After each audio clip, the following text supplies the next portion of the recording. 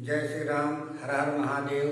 मैं देवता भाग्य श्रीवास्तव वाराणसी से पुनः आप लोग के समक्ष उपस्थित हूँ एक नए ऊर्जा के साथ, और आप लोग भी ऊर्जावान होंगे, मुझे पूर्ण विश्वास है। मेरे कुछ मित्रों का फोन लगातार इस बात के लिए आ रहा है कि लगातार उत्तर प्रदेश लोकल ला के वीडियो अपलोड करने से और उनको लगातार देखने से उनको बोरियत महसूस हो रही है। तो क्यों ना सर आप कोई अन्य सब्जेक्ट पे भी बीच बीच में वीडियो अपलोड करें, ताकि देखने में और सुनने में थोड़ा सा बोरियत दूर हो। हमें भी ऐसा लगा कि लगातार उत्तर प्रदेश लोकल लॉ से संबंधित वीडियो अपलोड किया जा रहा है, तो थोड़ा सा ये भी अजीब लग रहा है। तो मैंने भी निश्चय किया है कि कुछ अन्य सब्जेक्ट पे विषय पे जो है वीडियो अपलोड करें, और इसमें भी लोगों का ये कहना है कि आप प्रोसीजरल लॉ पे वीडियो बनाइए। तो शुरुआत हम सीआरपीसी से करते हैं। कुछ हमने 1-2 वीडियो सीआरपीसी के अपलोड भी कर दिए हैं, उसको आप लोग जाके जरूर देखिए मेरे यूट्यूब चैनल पे। और आज का विषय है अध्याय 18। अध्याय 18 सत्र न्यायालय द्वारा परीक्षण में अपनाई जाने वाली प्रक्रिया क्या है, उसके बारे में बताएंगे। इसमें धारा 225 से लेकर के धारा 237 तक वर्णन किया गया है। उसमें प्रक्रिया क्या क्या अपनाई जाएगी उसके बारे में है, इसका उल्लेख करेंगे। और इसमें सत्र न्यायालय में परीक्षण प्रारंभ होने के पहले सत्र न्यायालय के पास मामला पहुंचता कैसे है, इसको जान लेना जरूरी है। क्योंकि धारा 193 में जो बात कही गई है कि सत्र न्यायालय किसी का प्रारंभिक अधिकारिता के रूप में विचारण नहीं करेगा, अर्थात वो संज्ञान नहीं ले सकता है। उसको जब कोई मामला सुपुर्द किया जाएगा उसी का वो विचारण करेगा। अब मजिस्ट्रेट द्वारा मामला सुपुर्द कैसे किया जाता है, तो इसके बारे में धारा 209 बताया गया है कि जब भी कोई मजिस्ट्रेट धारा 190 के तहत संज्ञान लेता है और उसको चार्जशीट, जो धारा 173(2) में चार्जशीट पुलिस अधिकारी द्वारा अन्वेषण करने के पश्चात भेजा जाता है न्यायालय को, उसको देखने के पश्चात यदि लगता है कि मामला अनन्यतः सेशन न्यायालय द्वारा विचारणीय है, तो मामले को सुपुर्द कर देता है, कमिटल कर देता है कि अब आप इसका विचारण करिए। दूसरा एक कंडीशन ये आता है कि 190 के तहत यदि मजिस्ट्रेट संज्ञान ले लेता है और उसका विचारण प्रारंभ कर देता है, और विचारण के दौरान यदि उसको लगता है कि ये मामला सत्र न्यायालय द्वारा विचारणीय है, तो उसको फिर धारा 323 के तहत वो सुपुर्द कर देता है। लेकिन वो कॉन्सेप्ट वही है धारा 209 का ही, चूंकि वहाँ ये बात कही गई है कि 323 में विचारण के दौरान यदि मामला प्रतीत ऐसा होता है कि अनन्यतः सेशन न्यायालय द्वारा विचारणीय है, तो मजिस्ट्रेट इस बात का लिखित कथन करते हुए मामले को सुपुर्द कर देगा। लेकिन वो कॉन्सेप्ट धारा 209 का ही रहेगा। अब चूंकि सत्र न्यायालय द्वारा विचारणीय है, तो सत्र न्यायालय द्वारा प्रारंभिक अधिकारिता किसी मामले में है कि नहीं है, इसका भी एक प्रश्न उठता है। तो धारा 199 का सब क्लास 2 ये बताता है कि कुछ खास व्यक्तियों के बारे में अगर उनका मानहानि किया जा रहा है तो लोक अभियोजक के माध्यम से परिवाद दाखिल किया जाएगा, और वो परिवाद काव्यापेक्षण उत्पन्न होने के 6 महीने के भीतर होना चाहिए। तो उसके लिए धारा 237 की प्रक्रिया जो उसमें बताई गई है उसको देखा जाएगा। अब हम लोग प्रारंभ करते हैं धारा 225 से लेकर के धारा 236 तक क्या व्यवस्था दी गई है उसके बारे में देखते हैं। तो एक तो उसमें बात कही गई है कि जो भी सत्र न्यायालय में परीक्षण होगा उसका संचालन जो होगा लोक अभियोजक द्वारा किया जाएगा। ये पहला कंडीशन ये धारा 225 में दी गई है। अब लोक अभियोजक के अंतर्गत क्या प्राइवेट काउंसिल को भी ये राइट है कि नहीं है, इसके बारे में 2 मिनट में हम चर्चा कर लेते हैं।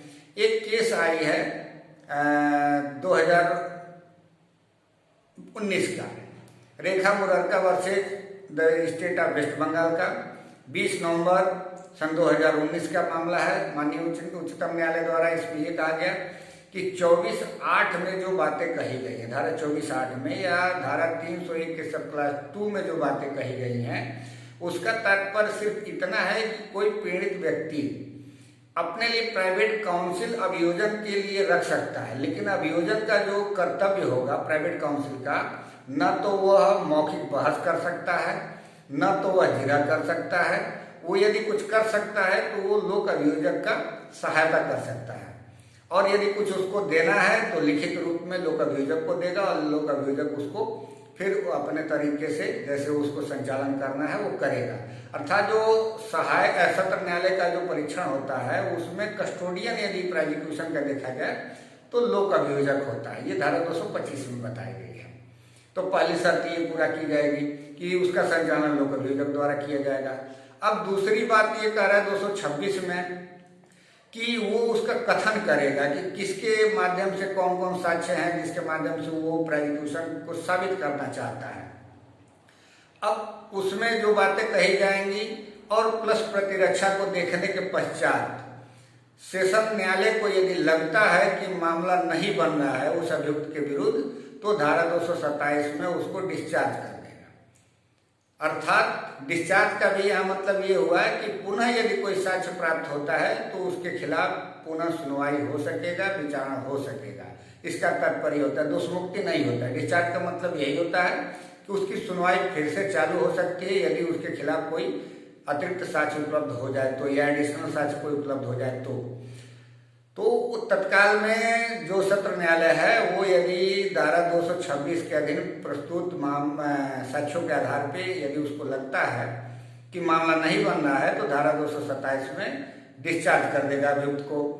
अब एक कंडीशन आता है धारा 228 का कि यदि उसके एविडेंस के आधार पर, प्रोसिक्यूशन के एविडेंस के आधार पर लगता है कि मामला नहीं अनन्यता सेशन न्यायालय द्वारा विचारणीय है 228 के सब क्लास 1 के बी में, तो वो उसका फिर आरोप विरचित करेगा और पढ़कर सुनाएगा और ये पूछा जाएगा कि क्या इसको तुम गिल्टी प्ली कर रहे हो कि नहीं कर रहे हो अभियुक्त से।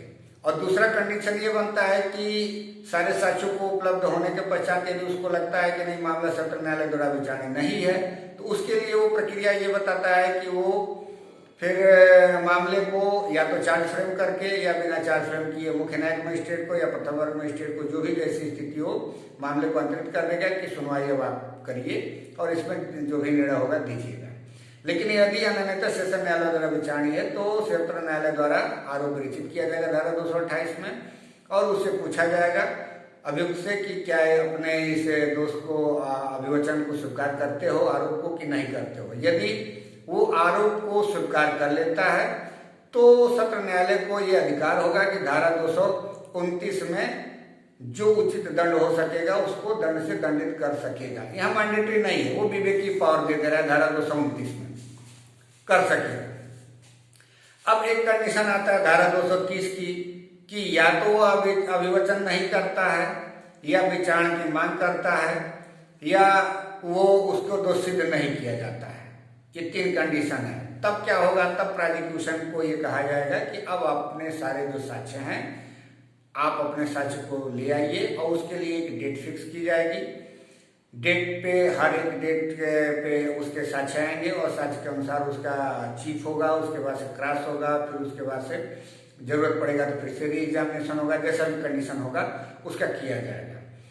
अब ये धारा 230 और 31 में ये बातें कही गई हैं। अब जो धारा 232 में बातें कही गई हैं कि यदि मामला नहीं बनता है इतने अभियोजन के साक्ष्य उपस्थित करने के बाद भी, क्रॉस एग्जामिनेशन कराने के बाद भी, तो वहां पर उसको दोष मुक्त कर दिया जाएगा। यहाँ में और वारंट ट्रायल में यानी ट्रायल में एक मुख्य विशेष अंतर यही है कि सत्र न्यायालय में यदि प्राइमा फेसी मामला नहीं बनता है तो 232 में ही अभियोजन के साक्ष्य लेने के उपरांत उसको दोष मुक्त कर दिया जाता है, जबकि अन्य ट्रायल में ऐसा नहीं होता है। वहाँ विपक्ष का भी, अभियुक्त का भी, डिफेंडेंट का भी साक्ष्य लेना जरूरी होता है और उसके बाद इस बात पे निष्कर्ष पे जज पहुंचता है कि उसको दोष मुक्त किया जाएगा या दोषित किया जाएगा। किंतु यहाँ ये धारा 232 ये बताता है कि बिना प्रतिरक्षा का साक्ष्य लिए अभियोजन का साक्ष्य पूरा होने के पश्चात, क्रॉस एग्जामिनेशन वगैरह होने के पश्चात यदि उसको लगता है कि मामला नहीं बन रहा है, अभियोजन पूर्ण रूप से बिना संदेह के साबित नहीं कर पाया है, तो उसको दोष मुक्त कर देगा। अब 232 में यदि दोष मुक्ति नहीं होती है तब क्या होगा, तब वहां फिर 313 की प्रक्रिया अपनाई जाएगी। उसका 313 में बकायदे परीक्षा किया जाएगा जज द्वारा, न्यायालय द्वारा, और उसके बाद से परीक्षा करने के बाद से फिर तब उसको प्रतिरक्षा के लिए धारा 233 में कहा जाएगा कि अब आप अपनी प्रतिरक्षा प्रारंभ करें। अब प्रक्रिया वही है जो धारा 230 और धारा 231 की है, उस पर भी डेट फिक्स किया जाएगा। डेट फिक्स करने के बाद उसके जो गवाह होंगे चीफ लिया जाएगा, फिर उसका भी क्रॉस एग्जामिनेशन होगा, या कोई धारा 211 का कोई ऐसा मामला बनता है, सॉरी धारा 311 का कोई मामला बनता है जैसे किसी व्यक्ति का री एग्जामिनेशन कराना है, तो उन सारी प्रक्रियाओं को अपनाया जाएगा। अब जब ये दोनों का साक्ष्य कंप्लीट हो जाता है धारा 233 का और धारा 231-32 का, यानी कि अभियोजन का साक्ष्य और डिफेंडेंट का साक्ष्य, तब धारा 334 में पूर्ण रूपेण इसका उपसंहार लोक अभियोजक द्वारा किया जाएगा और बहस होगा। बहस में एक बात धारा 314 में भी कही गई है कि कोई चाहे तो उसके लिए लिखित रूप में भी बहस में दे सकता है, वो पत्रावली का भाग होगा, उसको मेंशन किया जाएगा। और जब दोनों पक्षकारों द्वारा बहस हो जाएगा, उनके प्लीडर द्वारा, प्रोसिक्यूशन के और डिफेंडेंट के, तो धारा 235 में 2 कंडीशन बनेगा। यदि मामला बनता है तो उसको दोषी सिद्ध किया जाएगा, नहीं बनता है तो दोष मुक्त किया जाएगा। अब यदि दोष मुक्त कर दिया गया तो कोई दिक्कत नहीं है, यदि दोष सिद्ध किया जाता है तो भी वहां 2 बातों का ध्यान रखा जाएगा। क्या वो 360 का लाभ लेने का अधिकारी है या उस विषय पर चर्चा की जाएगी, तो फिर उसको उस तरीके का लाभ दिया जाएगा। दूसरा, एक दंड के प्रश्न पे भी एक बार बहस होगा। अब दंड के प्रश्न इसलिए होता है क्योंकि उसमें मात्रा कहीं का दिया रहता है कि जैसे कोई 302 का ही मामला है कि या तो मृत्यु दंड या तो आजीवन कारावास या जुर्माना, दोनों जो भी हो सकता है किया जाएगा। तो इस कंडीशन में दंड के प्रश्न पे भी एक बहस होती है कि क्या दंड के प्रश्न पे सुना जाएगा न्यायालय द्वारा और उसके अनुसार फिर जजमेंट दिया जाएगा, या तो उसको दोष मुक्त किया जाएगा या तो दोष सिद्ध किया जाएगा। अब आता है 236 में ये बताया गया है कि यदि कोई व्यक्ति है और वर्धित दंड से दंडनीय है, जो धारा 211 के सब क्लास धारा 211 को धारा 7 में बताई गई है कि पूर्व दोष सिद्धि का आरोप कैसे लगाया जाएगा। तो यहाँ वही बात कर रहा है कि ये 236 में कि तब तक नहीं आरोप विरचित किया जाएगा जब तक कि उसको गिल्टी न कर दिया गया, यानी दोष सिद्धि न कर दिया गया। तो जब दोष सिद्धि कर दिया जाएगा तब फिर 211 का जो धारा 7 है पूर्व दोष सिद्धि का आरोप विरचित किया जाएगा और सारी प्रक्रियाएं जो धारा 225 से लेकर के धारा 235 तक हम लोगों ने पढ़ा है, उस सारी प्रक्रियाओं को अपनाई जाएगी। अब ये हो गया सत्र न्यायालय द्वारा परीक्षण। अब दूसरा एक कंडीशन आता है कि उसमें यदि कोई मानहानि जो धारा 199 के सब क्लास 2 के तहत परिवाद किया गया है, मानहानि के मामले में कौन सी प्रक्रिया अपनाएगा, तो इसके बारे में स्पष्ट ये कह रहा है कि धारा 237 की जो मजिस्ट्रेटों का न्यायालय द्वारा पुलिस रिपोर्ट से संस्थित अपराधों से भिन्न प्रक्रिया जो अपनाई जाती है, अर्थात धारा 244 से लेकर के धारा 248 तक उस प्रक्रिया को अपनाया जाएगा और इसमें जो प्रक्रिया वहां अपनाई जाती है वही प्रक्रिया अपनाया जाएगा और सारी प्रक्रियाओं के अनुसार जैसा वहां दंडित किया जाता है या दोष मुक्त किया जाता है 248 में उस तरीके का यहाँ पे व्यवस्था किया जाएगा। तो सत्र परीक्षण का हम लोगों ने देखा कि किस प्रकार से सत्र न्यायालय में परीक्षण होता है, किस प्रकार से दोष सिद्धि होती है, किस प्रकार से दोष मुक्ति होती है। हमें आशा है कि आप लोगों को ये वीडियो जरूर पसंद आया होगा। बीच बीच में मैं प्रोसीजर लॉ पे वीडियो अपलोड करता रहूँगा, इसको भी आप लोग जरूर देखिए, लाइक करिए, शेयर करिए। और अभी तक जिन व्यक्तियों द्वारा सब्सक्राइब नहीं किया गया है, मेरा आग्रह है कि उसको सब्सक्राइब कर लें और अधिक से अधिक लोगों को शेयर करें ताकि इस वीडियो से जो भी लाभान्वित हो सके, हमें बहुत संतुष्टि होगी। वीडियो बनाने का मेरा पर्पज यही है कि अधिक से अधिक लोग मेरे इस वीडियो से लाभान्वित हो सके। अगले वीडियो के साथ मैं उपस्थित रहूंगा, तब तक के लिए इजाजत करता हूँ। धन्यवाद।